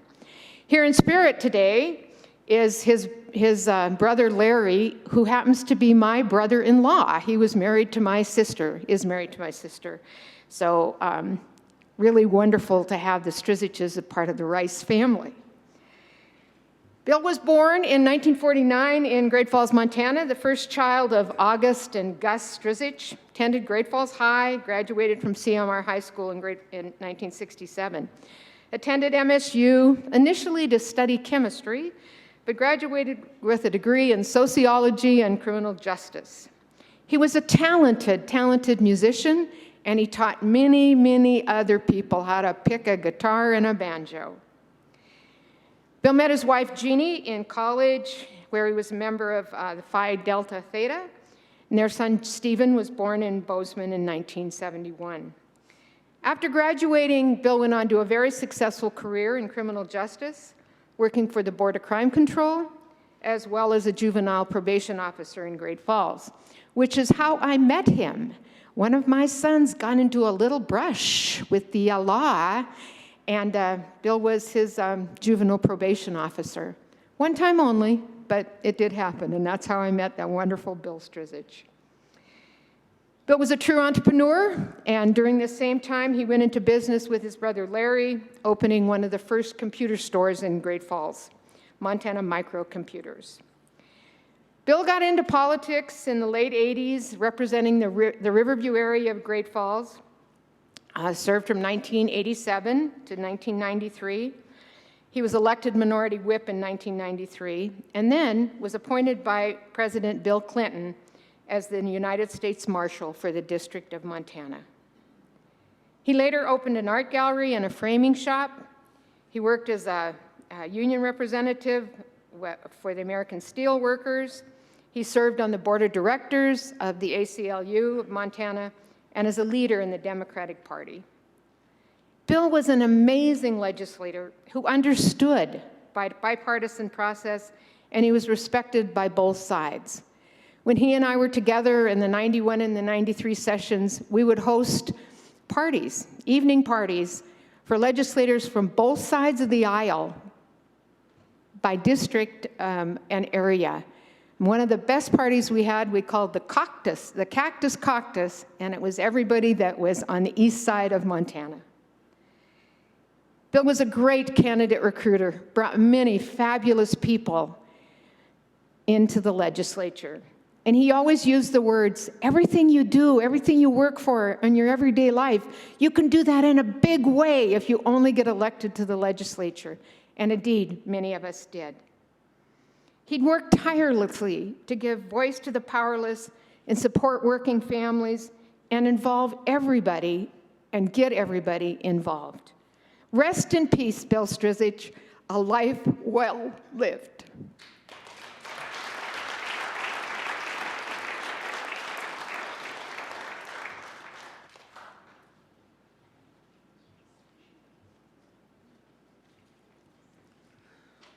Joe Tropila was born in Jersey City, New Jersey on May 31st, 1935, to Helen and Stanley Tropila.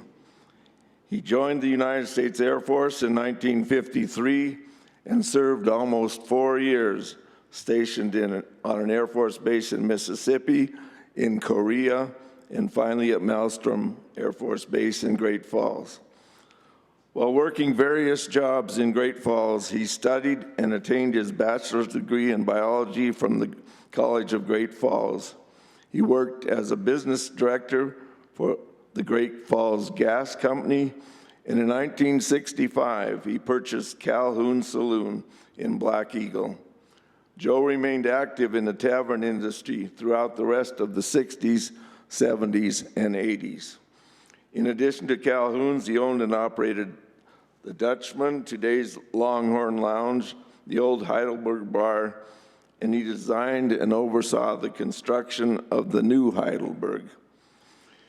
In 1974, Joe accepted a customer's challenge and ran successfully for the House of Representatives, where he served from 1975 through 1980. In 1981, he was appointed the Cascade County Clerk and Recorder, a position he retained through in the early 1990s. Upon retiring, he remained in public service, serving again in the Montana House from 1994 through the 2001 session, and then in the Montana Senate from 2003 to 2010. He was humbled to be made an honorary member of the Little Shell tribe of the Chippewa Indians. His commitment to their federal recognition spanned many years, and it was a source of immense joy for him when that recognition finally came in late 2019. Joe is survived by his wife, Mary, his children, Mike, and his wife, Laura, Kathy, and her husband, Mike, Mitch, and his wife, Erin, Cecile, and her husband, Bruce, 5 grandchildren, and 1 great-grandchild. I suspect it was in his years in the tavern industry, or maybe his years in the legislature, that Joe learned how to play his particular cutthroat style of pinochle. As a naive rookie player, when I came here in 2001, I was duly baptized into the ins and outs of real pinochle by Joe, J.D. Lynch, and Bobby Pavlovich. Now, it cost me a fair amount of money for my schooling, but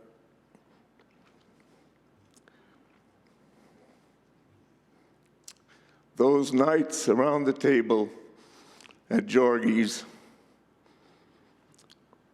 with those fine gentlemen are a highlight of my life.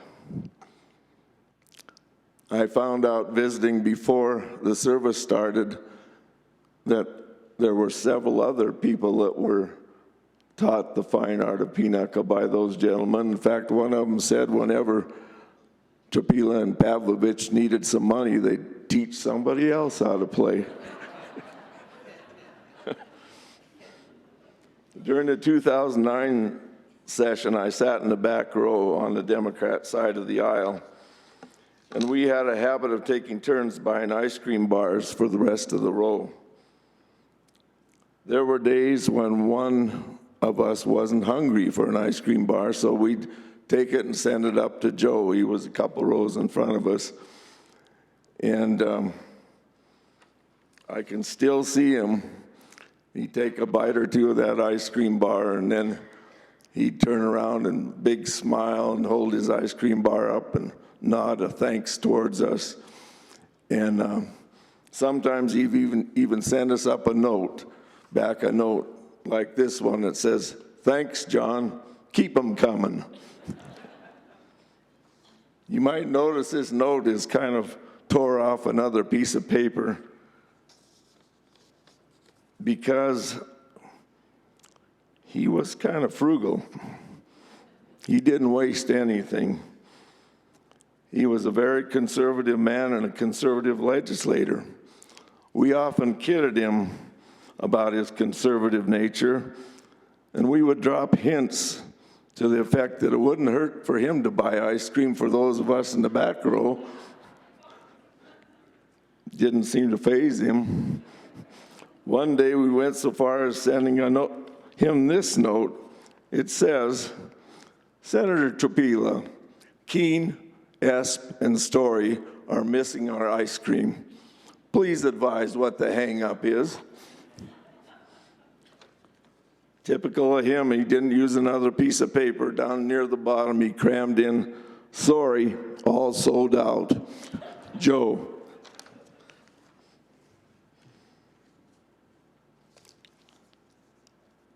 He was truly a fine gentleman and a good friend and a fine legislator. Rest in peace, Joe.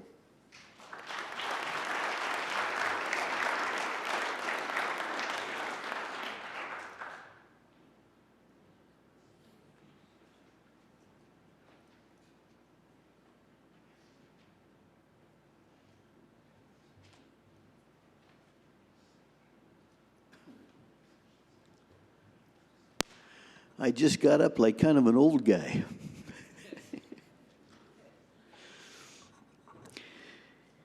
Whereas it is with deep and sincere sorrow that the members of the 67th Legislative Assembly of the State of Montana record the passing of Larry Twite on October 3rd, 2020 in Billings.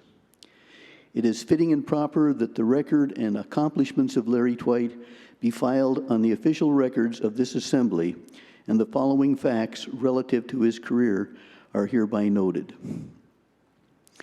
Larry Twite was born on April 25, 1935, to John and Ida Bernice Lovely Twite of Fairview, the youngest of 6 children. He attended Sioux Pass Grade School and graduated from Sydney High School in 1953. A year later, he married his high school sweetheart, Doris Ann Steinbeiser. He and Doris had 5 children. Larry married Lorraine Quincer Shackelford on Valentine's Day in 2003. After a farming career, starting out with his dad and later with his 2 sons, Larry moved into Sydney and retired from farming in 1996. He drove back and forth from the farm to check his oil wells and make sure the cattle had water. He loved to hunt and fish, especially at Rock Creek on Fort Peck and in northern Canada. He was a member of the Trinity Lutheran Church. Larry was active as a member and chairman of the Fairview School Board, exalted ruler of the Elks Lodge, board of directors of the First United Bank of Sydney, a director of the Northeast Montana Land and Mineral Owners Association, and the Montana Grain Growers Association. He was the JC Outstanding Young Farmer in 1961. In 1996, he began his Black Gold Management consulting business, where he shared his knowledge of the oil industry. In 1980, Larry was elected to the Montana State Senate. During his 16 years in Helena, he was instrumental in legislation concerning the Missouri Bridge and Fort Union renovation. And I knew Larry, I served with him all 16 of those years. And he sat down near the front and I sat in the back, but you come in contact with somebody a lot over 16 years of service with them together. And one of the things I think most prominently I remember about Larry was he hated the thought that Billings could be included as a city in eastern Montana.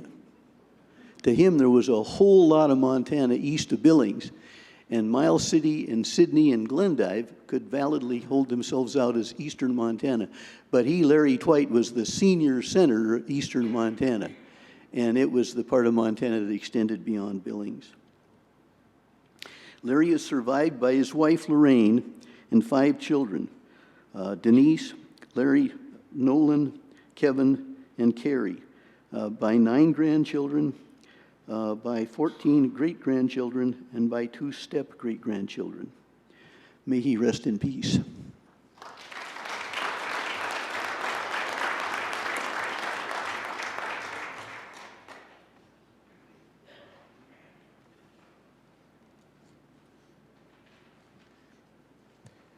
It is with deep sorrow that the members of the 67th Legislative Assembly of the State of Montana record the passing of Ted Washburn on September 28, 2019, at the age of 78.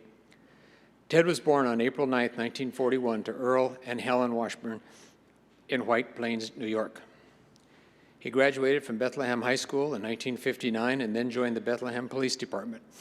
In 1967, he transferred to the New York State Department of Conservation as a conservation officer, having graduated from the New York State Police Academy, when he met the love of his life, Claudia Hollenbeck. They were married on September 23, 1962.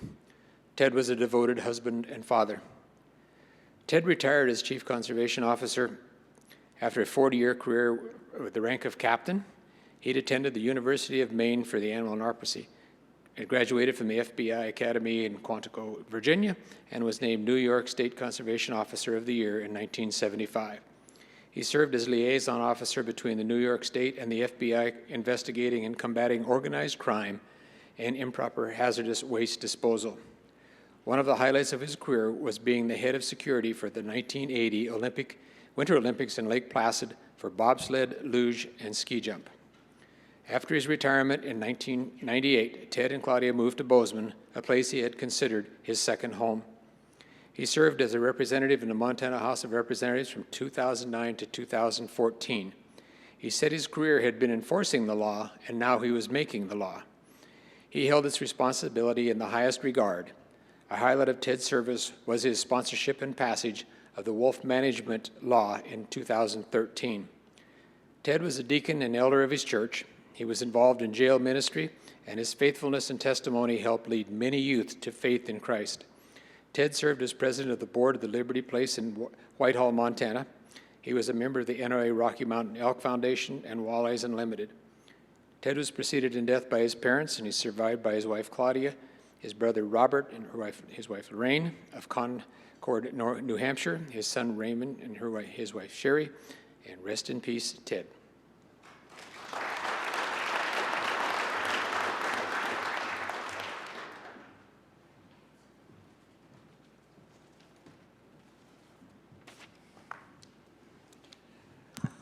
Jack Moore Wells was born in a log cabin in Neinhart, Montana on September 13, 1937. He moved with his family to Renton, Washington, and they lived there for a time, but returned after World War II to Great Falls. Jack graduated from Great Falls High School, and after graduation attended Dartmouth University on an academic scholarship. While there, he enrolled in the Air Force ROTC program. After graduating with a master's degree in electrical engineering, Jack was commissioned into the Air Force as a second lieutenant.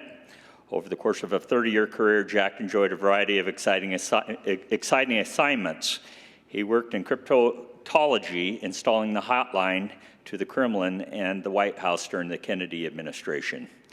He spent the Vietnam War launching spy satellites in the Atlas Agenda program at Cape Canaveral.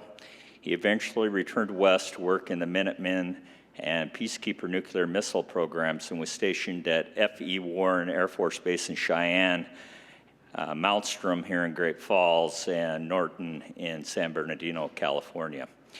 He then served 3 years as an air attaché at the U.S. Embassy in Kuala Lumpur, Malaysia. He finished his career as a commander of the Site Alteration Task Force at Warren Air Force Base, retiring as a full bird colonel.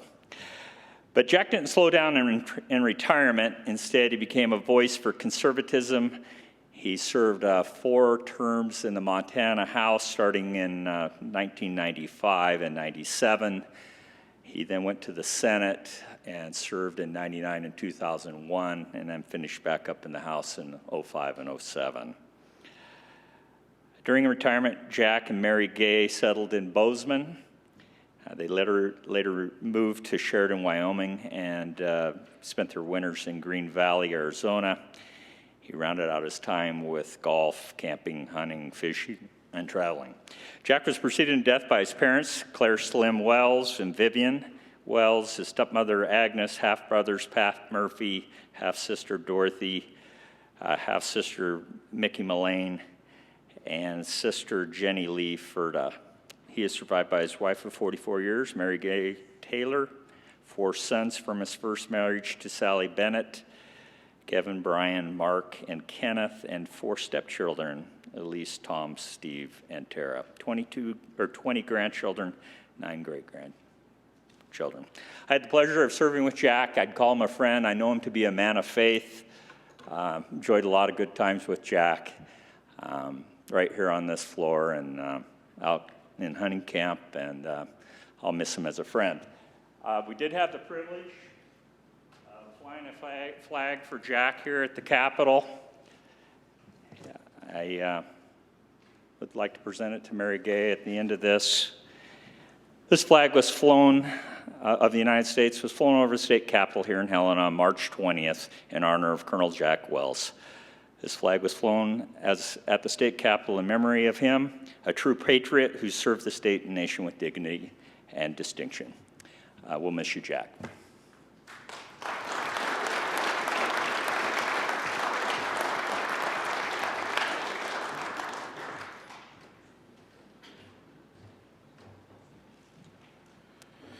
As we conclude today's service, it was an honor to recognize all of these individuals and their commitment as part of this incredible legislative family that we have that's served over the last 120 years, and their commitment to the state of Montana.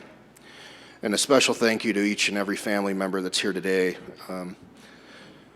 I hope you leave here with the pride and the honor and our heartfelt prayers to you for your losses, but your sacrifices, as we all know how much our families sacrifice when we serve here as well. I'd like to thank the Memorial Committee, Senator Diane Sands and Senator Doug Carey, Representatives Andrea Olson and Geraldine Custer, Secretary of State Marilyn Miller, and the Memorial Committee staff, Chief Clerk Cheetah and Sergeant of Arms Murfitt for all their help, as well as Deborah Polimas, Tristan Belknap, and Jill Story. As we end with the Chaplain of Senate Bostrom's benediction, please stay for a quick farewell speech from former Representative Kelly Flynn. And then the legislative spouses, we want to thank them. They invite you over to room 303 in the old Supreme Court chambers for tea and some snacks and just a lot of fellowship for all of us before we return home today. Thank you for attending, and for those family members as well, there are proclamations out in the lobby, as well as the pictures that you provided to our staff. Let's stand. The Lord bless you and keep you. The Lord make his face shine upon you and be gracious to you. The Lord lift his countenance up upon you and give you peace. Amen.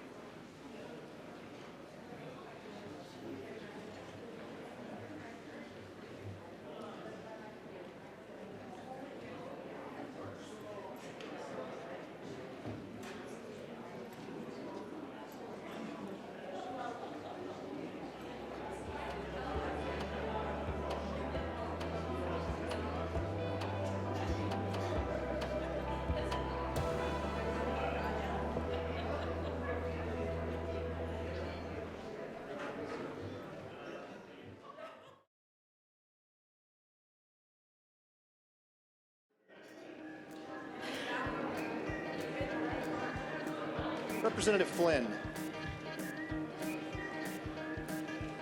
Mr. Speaker, I request to be on the record and in the journal for the purpose of a reflection. So.